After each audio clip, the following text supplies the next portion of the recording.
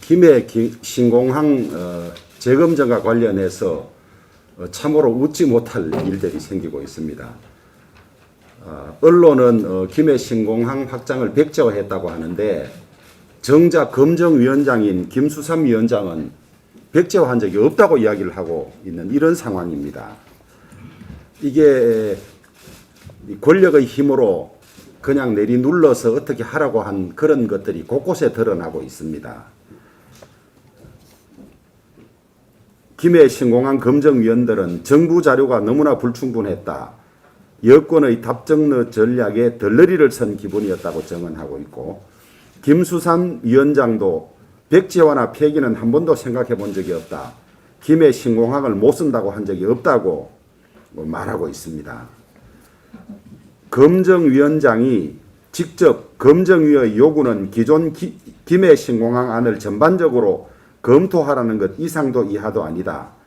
가덕도 가짜도 논의한 적이 없다. 이렇게 하고 있는데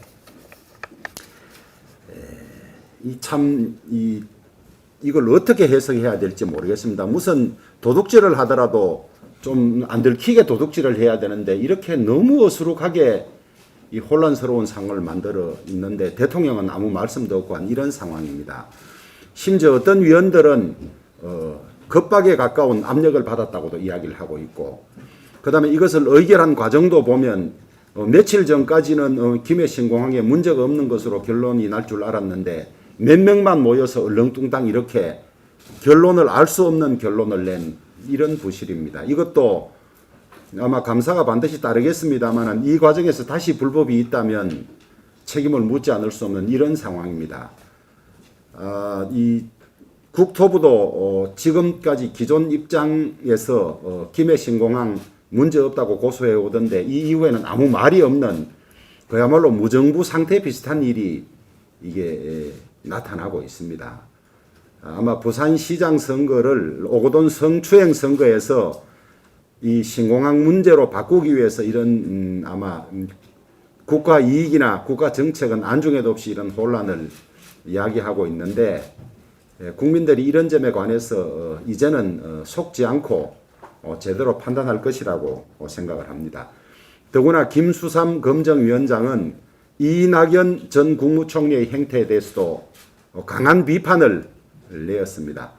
내가 총리 중에 마지막으로 주는 임명장이니까 제대로 해달라고 했는데 지금 와서 이상한 소리를 하는 것을 이해할 수 없다고 하니까 도대체 이 총체적으로 이 무책임, 그 다음에 이 거짓말, 부실 이런 것이 압축된 사건이 이 사건인 것 같습니다.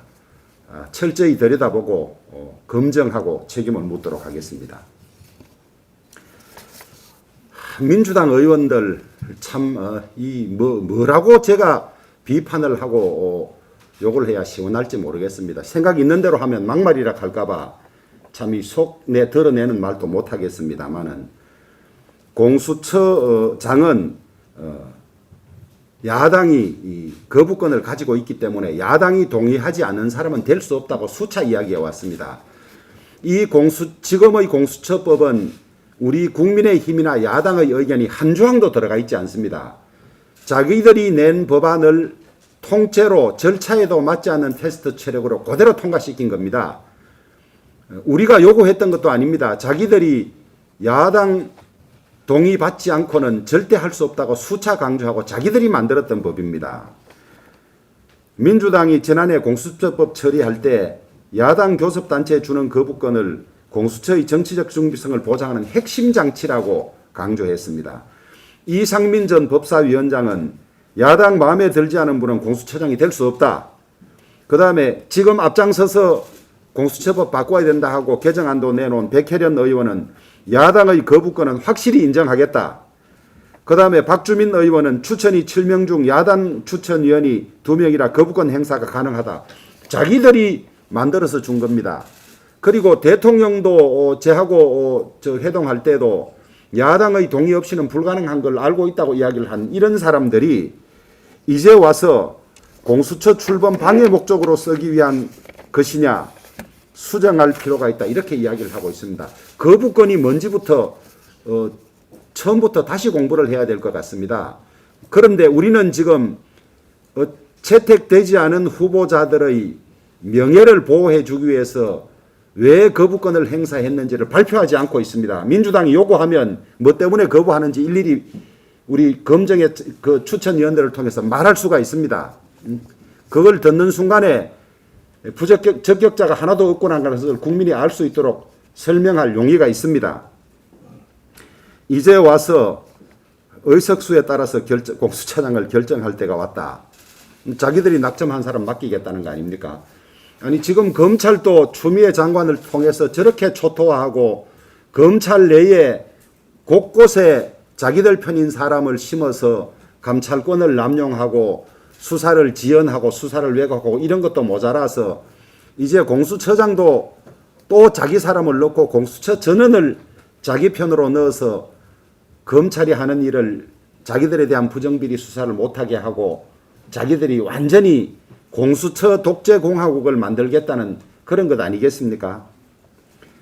어떤 일이 있어도 공수처장을 언제까지 임명한다고 하는데 어떤 일이 있더라도 함부로 법을 바꾸어서 자기들 마음에 드는 공수처장 같지 않은 공수처장을 임명하는 것을 저희들은 좌시하지 않고 우리도 반드시 막아낼 것입니다.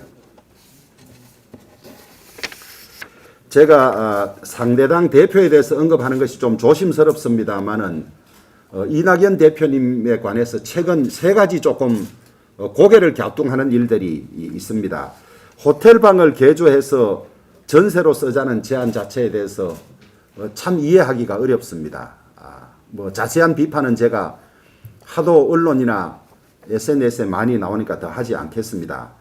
그 다음에 김해 신공항 검증위원을 위촉하면서 총리를 그만두기 전 마지막 행사로 위촉장을 드리니 외부 압력을 제거하고 객관적으로 봐달라 해놓고 이제 와서 김해 신공항 계획을 백지화하고 새로운 동남공항을 건설해야 한다는 국면으로 접어들었다고 이야기를 하고 있습니다.